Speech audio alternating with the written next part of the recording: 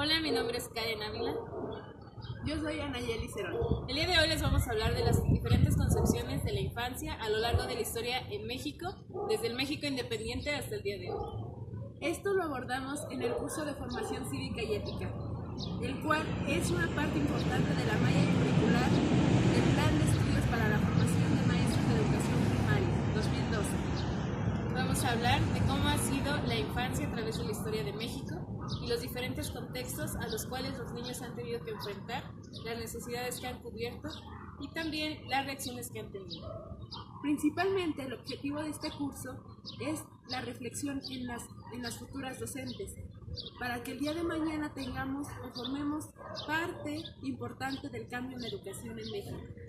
Tener estos conocimientos en formación es muy importante porque así podemos comprender las actitudes y también habilidades, destrezas de los niños que hoy tenemos en el aula. Es así como tenemos un panorama más amplio de cómo abordar estas problemáticas que nos encontramos, con las que nos encontramos día a día en las aulas. UNICEF plantea que la infancia es la época en la que los niños y las niñas tienen que estar en las escuelas, en los lugares de recreo, para crecer fuertes y seguros de sí mismos, recibir el amor y el estímulo de sus familias y de una comunidad amplia de adultos. Por su parte, Leonor Jaramillo nos dice que se entiende por primera infancia el periodo de la vida de crecimiento y desarrollo, comprendido desde la gestión hasta los 7 años, aproximadamente, y se caracteriza por la rapidez de los cambios que ocurren. Esta primera etapa es decisiva, puesto que es el desarrollo que de ella va a depender toda la evolución posterior del niño en las dimensiones motoras, lenguaje, cognitiva, socioafectiva, entre otras. Retomamos Infancia en las diferentes épocas en México de Adrián García.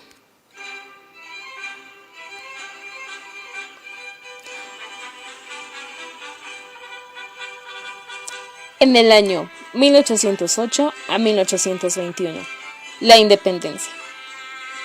La infancia cambió lentamente porque se basó en el pensamiento racional y anticlerical por influencia de la Revolución Francesa. Los niños de esta época tuvieron por lugar de juego y escuela un campo de batalla, debido a que su ingreso en el ejército se daba de manera precoz. Destacó la defensa del lugar por la compañía de los niños de ejército americano, mejor conocido como los emulantes. A partir de esta edad, ya se les tomaba en cuenta como parte de la gente de razón, porque durante el siglo XIX las condiciones sanitarias no eran tan favorables, y ello repercutía en los índices de mortandad infantil extremadamente altos. Para las niñas, la vida era aún más cruda, ya que tenían que adoptar el papel de amas de casa y servir como soldaderas durante la guerra. Del año 1821 a 1848, el México independiente. En esta época la crianza de un niño estaba enfatizada en la formación de éste y la enseñanza de normas sociales. Las niñas trabajaban con sus madres, aprendiendo a cocinar, coser y ordeñar vacas, mientras que los niños trabajaban con sus padres, aprendiendo a ser granjeros, cortar leña y reparar herramientas. La mayoría de los niños no tenían juguetes, porque tenían muy pocos momentos para jugar. Las familias que lo podían enviaban a sus niños a la escuela, pero si no, los podían educar en casa. En algunas escuelas se imponía la religión. La memorización y golpes eran el método de transmisión del conocimiento, de hábitos y de conductas, condicionando el comportamiento para obtener el adulto deseado. Del año 1853 a 1876, la Consolidación Nacional, Reforma. Define el concepto de infancia como una construcción cultural de las sociedades industriales. Este nuevo concepto sobre la infancia como una etapa de la vida diferenciada y con necesidades específicas, distintas a las de la edad adulta. Esto provocó la producción de una serie de objetos y discursos dedicados únicamente a la niñez.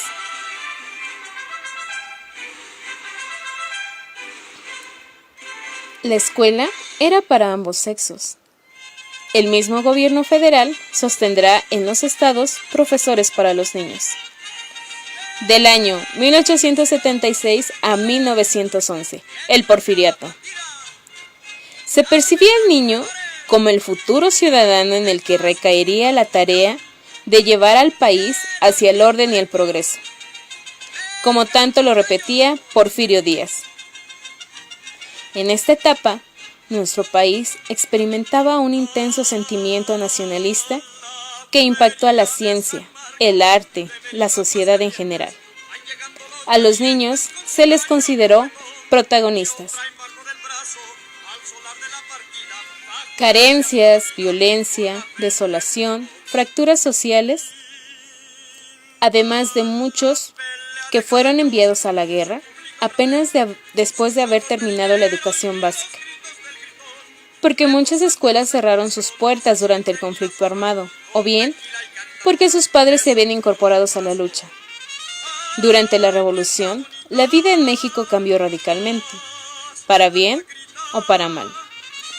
La lucha armada provocó que muchos niños escaparan de sus casas, buscaran nuevos horizontes o siguieran a sus padres a donde quiera que la guerra los llevara.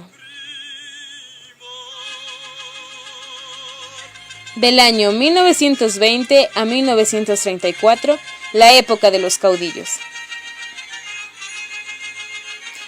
Niñez como fuerza de trabajo formal e informal.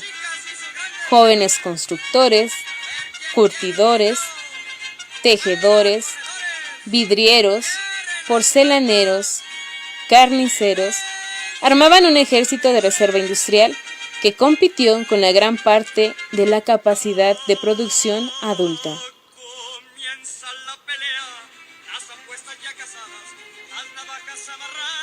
Del año 1934 a 1988. La revolución institucionalizada. En 1934, la modificación del artículo 3 constitucional permitió dar un carácter socialista a la educación y obligar a las escuelas privadas a seguir el plan y programas oficiales. Se forma el Programa Nacional de Educación con el fin de erradicar el analfabetismo. En 1935 se crea la Institución Nacional de Educación para Trabajadores. Esta debía establecer sus escuelas secundarias, preparatorias y superiores, bibliotecas, museos y editar publicaciones. En 1937 se pone en marcha la campaña nacional.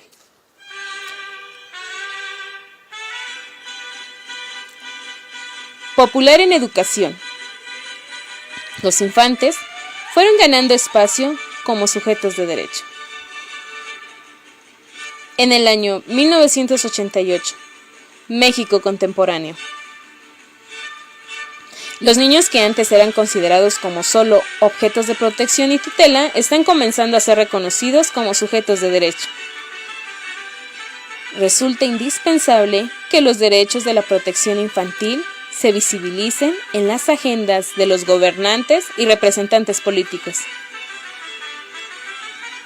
La década de los 90 contó con la Cumbre Mundial a favor de la infancia, donde se plantearon 27 metas para la supervivencia, el desarrollo y protección de la infancia y adolescencia. En mayo de 2002, la Asamblea General fue dedicada a niños y adolescentes. El niño se considera como el centro de la educación. Al día de hoy, el niño como sujeto social de derecho, con el surgimiento de la Convención por los Derechos de los Niños, Se logra que se considere al niño como un ser social, con derechos y deberes. Establece que la sociedad y el Estado deben brindarle la protección, educación y atención para la satisfacción de sus necesidades básicas y el logro de su bienestar integral.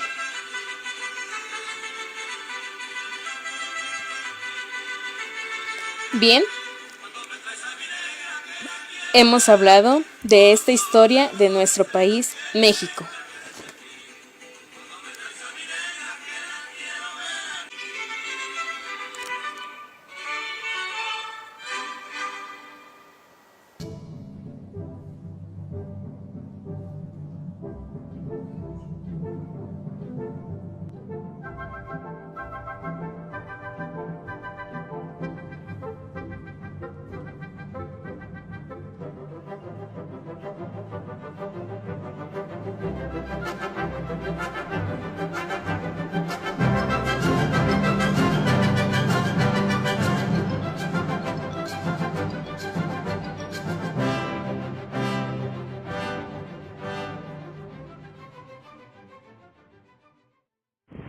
Bueno, a lo largo del documental observamos y analizamos cuál fue la importancia que tuvo el infante desde los años pasados hasta el momento. Es de mucha importancia que nosotros como docentes y maestros dentro del aula le demos ese peso importante que el niño merece. Sabemos que para comprender nuestro presente es importante haber conocido nuestra historia. Es por eso que a lo largo de este documental logramos a ustedes transmitirles todo lo que ha pasado en Infante. Y es por eso la sociedad que tenemos el día de hoy. Todo esto con la finalidad de fortalecer los 4 pilares de la educación: aprender a hacer, Aprender a hacer, aprender a convivir. aprender a conocer. La educación es el arma más poderosa que puedes usar para cambiar el mundo. Tenemos mucho que trabajar por la educación. Nelson Mandela.